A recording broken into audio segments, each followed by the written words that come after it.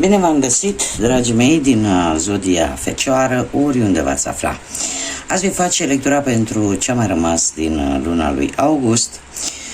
O lună foarte importantă, atât din punct de vedere astronomic, cât și astrologic. Am avut deja un eveniment, portalul Leului, pe care l-am traversat și care a avut punctul culminant pe 8 august. Am avut această triplă vibrație a numărului 8, foarte importantă, care se va mai repeta abia în 2033, mă scuzați. Iar acum, acest final de august ne rezervă alte două evenimente la fel de importante. Avem o aliniere de planete, de 6 planete, mai precis Mercur, Marte, Jupiter, Neptun, Uranus și Saturn, o aliniere care ne îndeamnă să fim foarte atenți la ce ne dorim și la ce promitem. Da? Pentru că această aliniere de planete este foarte importantă și dă o energie aparte tuturor zodiilor. Este un moment foarte bun în a ne dori, în a cere Universului ceea ce ne lipsește. De asemenea, mai avem un alt eveniment important, și anume prima superlună a acestui an, care va avea loc între 18 până pe 20 august și care ne îndeamnă să ne autocunoaștem mai bine, să scoatem tot potențialul de care dispunem, să vedem viața, să ne vedem pe noi înșine într-o altă lumină și cu alți ochi. Și este o oportunitate foarte bună pentru fiecare dintre noi de a face acea schimbare necesară. O schimbare pe care mulți dintre noi nu am făcut-o atunci când trebuia. De asemenea, vorbim și despre Mercur, care ne îndeamnă să comunicăm, dar să găsim un echilibru în ceea ce privește tehnologia. Dacă până acum poate comunicarea noastră a fost strict prin intermediul tehnologiei, poate ar trebui să punem o limită sănătoasă și să încercăm să comunicăm, să socializăm într-un mod direct, la modul fizic, cu persoanele dragi nouă sau cu persoanele care pe noi ne interesează. Sau poate că ar trebui din contră să folosim tehnologia înspre beneficiul nostru, să rezolvăm anumite situații și în felul ăsta să ne folosim de tehnologie, cum am mai spus, într-o manieră sănătoasă. Haideți să vedem, dragilor, atunci, toți cei care aveți Soare, Lună, Venus sau ascendentul în Zodia Fecioară, ce vine pentru voi sau ce vă rezervă astrele, cărțile pentru acest final de lună august. O lună august magică, aș putea să spun. De ce? Pentru că este luna în care ne putem pune dorințe, în care ne putem da seama de fapt ce ne lipsește și să luptăm pentru ceea ce ne lipsește. O lună în care să ne vine acea energie atât solară, energia solară pe care am avut-o încă de la începutul lunii lui august până la jumătatea lui, iar acum avem o energie lunară puternică care, într-un fel sau altul, ne mai dă o șansă, dacă nu am făcut-o până acum, să aducem acea schimbare benefică în viețile noastre. Haideți să vedem. Și avem doiul de monede, regele de monede, 7 de bâte, 3-ul de cupe și împăratul. Dragilor dragi, avem ca și zodii, avem zodia Berbec, avem zodii de pământ, la fel ca și voi, Taur, Fecioară sau Capricorn, și aș zice eu chiar și alte zodii de foc, leu, berbec sau săgetător. Bun, situația actuală, avem un doi de monede. Un doi de monede care ne vorbește despre acea necesitate de a ține în echilibru, poate o anumite situații, anumite relații, în general, acea necesitate de a echilibra cam toate aspectele vieții. Ar trebui poate în acest moment, nu știu, sau vreți să acordați mai multă atenție pe ce este cu adevărat mai important pentru voi și cumva să nu încercați să faceți mai multe lucruri deodată. Posibil unii dintre voi să fi trecut printr-o schimbare care să ceară o adaptabilitate mai bună, poate la un nou job, poate la o nouă locație sau la o nouă relație sau o nouă situație care a apărut în viața voastră. Posibil anumite obstacole care să fie apărut și care te-au preocupat, chiar dacă în sinea ta tu știai că le poți rezolva, totuși aceste obstacole te-au preocupat un pic. Ai încercat poate să pui niște bani deoparte, poate într-un alt loc în care, în afară de cel pe care îl aveai până în prezent.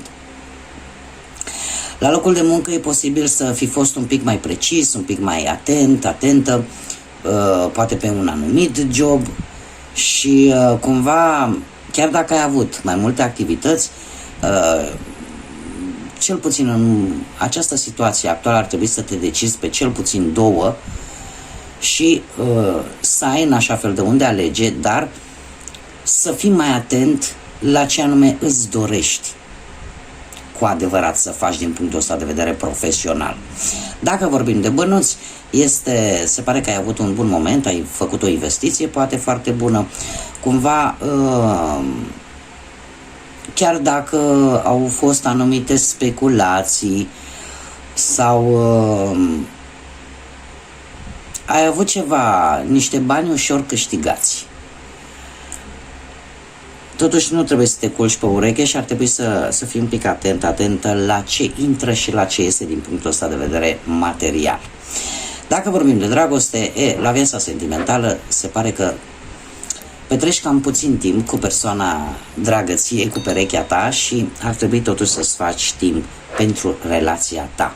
Iar pentru cei care sunteți singuri, dacă nu ești sigură că îți faci cu adevărat timp ca să te ocupi și de partea asta amoroasă a vieții tale, ar fi mai bine cum să zic eu, nu trebuie să te amăgești singurică.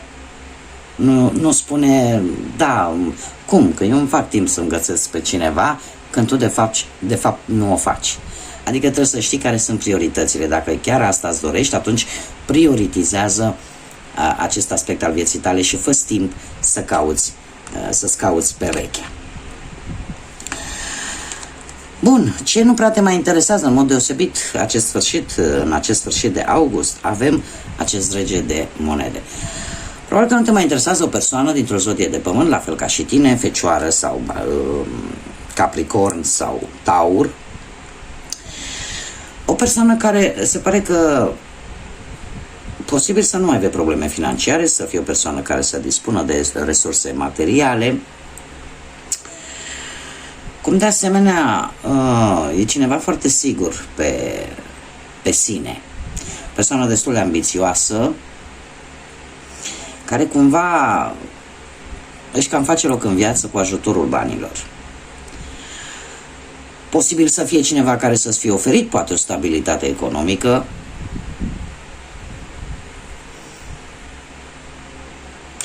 cumva ai un motiv. Ai un motiv pentru care nu te interesează această persoană.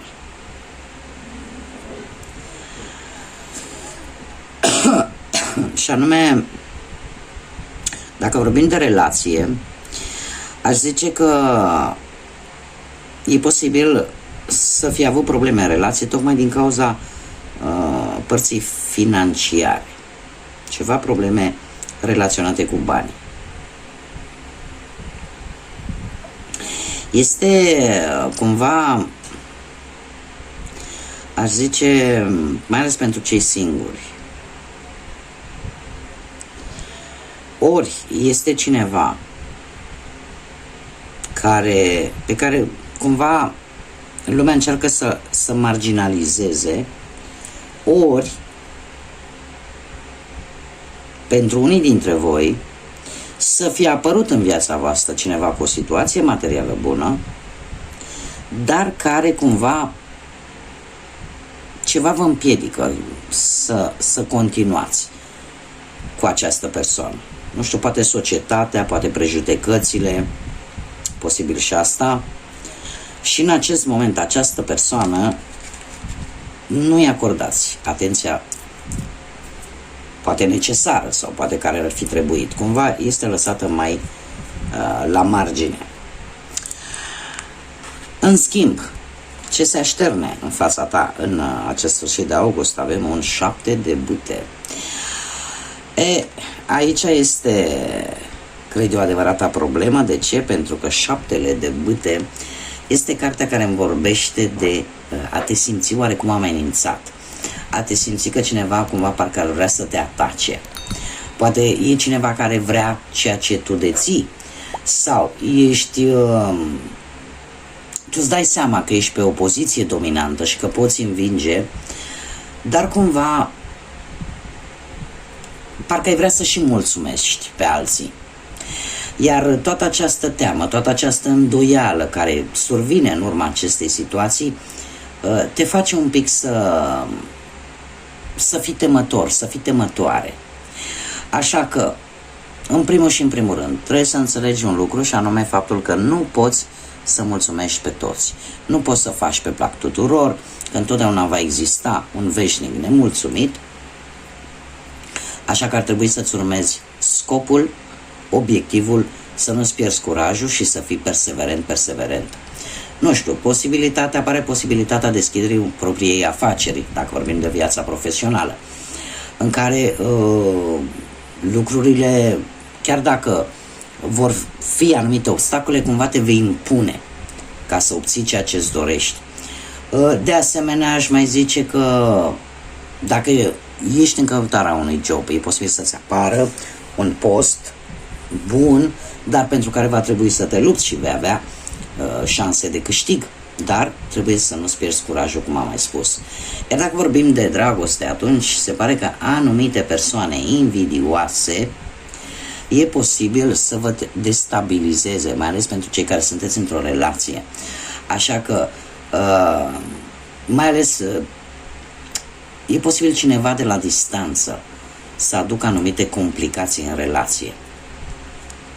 Ar trebui pentru cei care sunteți într-o relație, în această perioadă ar trebui să discutați sincer cu perechea voastră și să luptați împreună pentru relația voastră. Pentru cei care sunteți singuri, sfârșitul lui august se pare că vă prinde într-o luptă pentru o persoană care pe voi vă interesează, pentru că sunt și alții, se pare, interesați de aceeași persoană. Nu știu dacă zodia Leu vă spune ceva, sau poate o altă zodie de foc, Săgetător sau Berbec. Mergem mai departe. De ce anume trebuie să ții cont? Și avem Treiul de cupe. Trebuie să ții cont că ai pe cineva, ori în cercul tău restrâns, intim, da, prieten, familie, care încearcă să te sprijine. Sau ar trebui poate să nu lași ca anumite preocupări să te împiedice să te bucuri de viață. Nu ezita să socializezi, nu ezita să te bucuri de fiecare moment de bucurie, pentru că Treiul de cupe ne vorbește de poate întâlniri cu prietenii. Eu aș spune că e posibil să aveți o reușită, o celebrare, dacă vorbim pe plan profesional, să celebrați ceva legat de viața asta profesională, cum de asemenea ne mai poate vorbi pentru unii dintre voi de a cheltui ceva pentru bunăstarea ta personală, ceva ce ție îți lipsește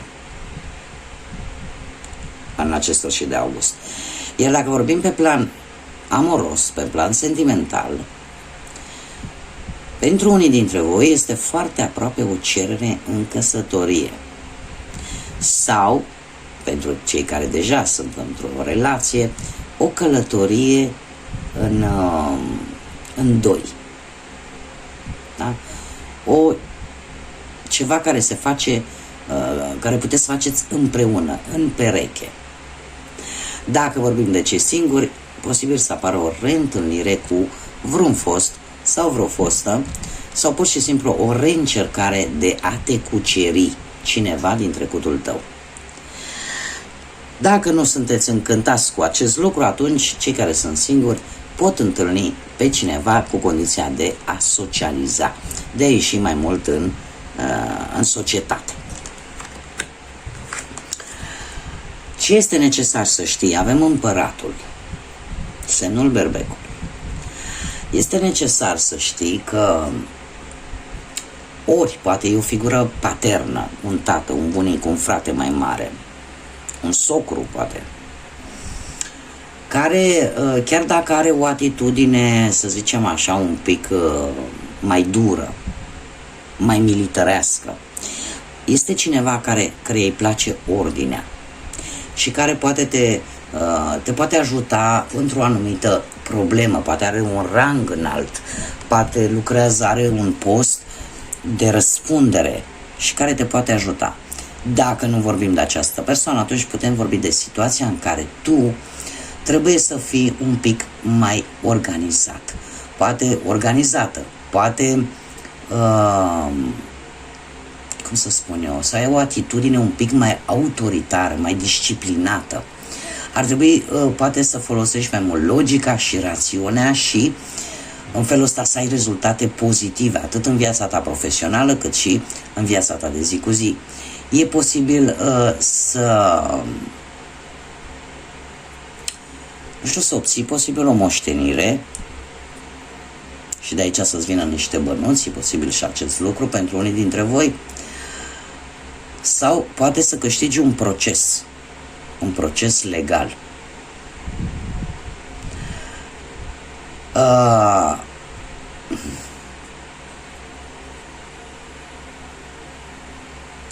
Și dacă vorbim de dragoste, de relații, este necesar să știi că atât partea materială, cât și partea emoțională sunt la fel de importante în relații. Cumva, una fără alta, cel puțin în cazul vostru, parcă nu merg. Da? Și aș mai spune că pentru cei care sunteți singuri, sunt mari șanse în această perioadă să găsiți pe cineva mai în vârstă decât voi, mai mare de vârstă ca voi și care e posibil să fie de semnul berbecului sau oricare alt semn de foc, leu sau săgetător, sau pur și simplu să aibă o planetă importantă, ascendentul poate într-o zodie de foc. Și avem la rune, avem Pertro, Ansuz și mai scoatem încă una. Pertro, care ne vorbește de secrete care contează, anumite lucruri ascunse, gânduri ascunse, abilități ascunse. Și avem al treia rună, care este Isa. Bun, revenind la Pertro. Pertro, cum am mai spus, ne vorbește de lucruri ascunse, de destin, de soartă, de anumite secrete, de anumite influențe ale vieții care vin, cum să spun eu, vine ceva mai presus de noi. O înțelegere mai presus de puterea noastră de înțelegere. Are foarte mare legătură cu ce ți oferă destinul, cu ce ți-e destinat să fie. De asemenea, aș putea să zic că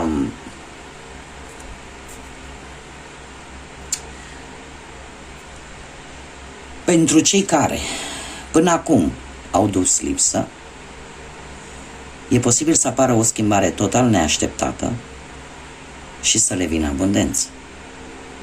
Pentru cei care poate, iar asta să vină sub forma unei comunicări cu One Sus, da? Un mesaj revelator, un mesaj, o comunicare care va scoate la suprafață anumite semnale, care te va umple de entuziasm. Eu aș spune că ceva se va întâmpla, poate are legătură, cum am mai spus, cu vreo moștenire. Cert este că este ceva predestinat, este ceva ce cumva parcă nu ține de voi, parcă trebuie să se întâmple, trebuia să se întâmple și se va întâmpla. Iar avem pe Isa care ne vorbește de o provocare. O provocare care cumva va aduce anumite frustrări și un fel de blocaj psihic în gânduri poate sau într-o anumită activitate. Eu aș spune că e posibil să suspenzi anumite decizii, să le pui mai târziu.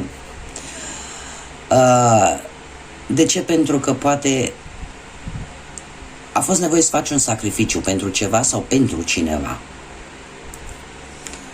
Sau cumva poate apare o situație care nu depinde numai de tine.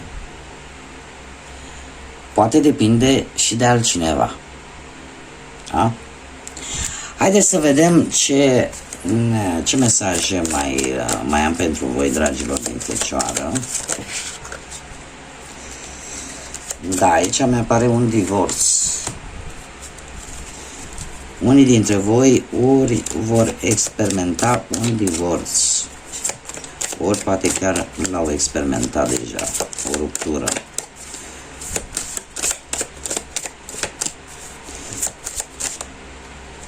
Am aici o carte care s-a întors.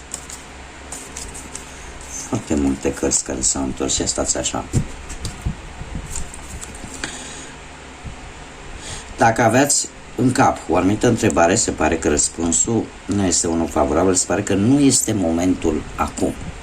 Deci răspunsul este un nu. Dacă, de exemplu, vorbim de un compromis, se pare că lucrurile merg într-o direcție foarte serioasă. Mi apare aici cineva narcisist, cineva care este foarte plin de el sau de ea, este o persoană foarte mândră, o persoană care consideră că este mai presus de oricine și de orice. Și avem sexualitate care ne vorbește de cineva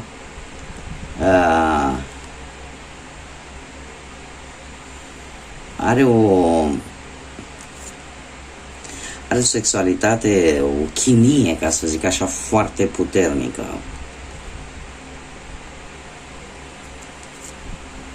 Foarte interesant. De ce? Pentru că e prima oară când mi se întâmplă să mi se întoarcă atât de multe cărți. Nu am vrut să le las pentru că eu oricum nu le-am întors, după cum bine vedeți, toate sunt cum trebuie, numai aceste cărți s-au întors singure, nu știu cum au reușit. Bun, dragilor, aceasta a fost lectura pentru voi, pentru acest final de august. Eu vă mulțumesc ca de obicei pentru atenție, vă doresc toate cele bune, multă căldură umană și mai multă răcoare de afară, să aveți parte de vești bune și de multă energie pozitivă, iar noi până data viitoare când ne vom revedea, să fiți iubiți.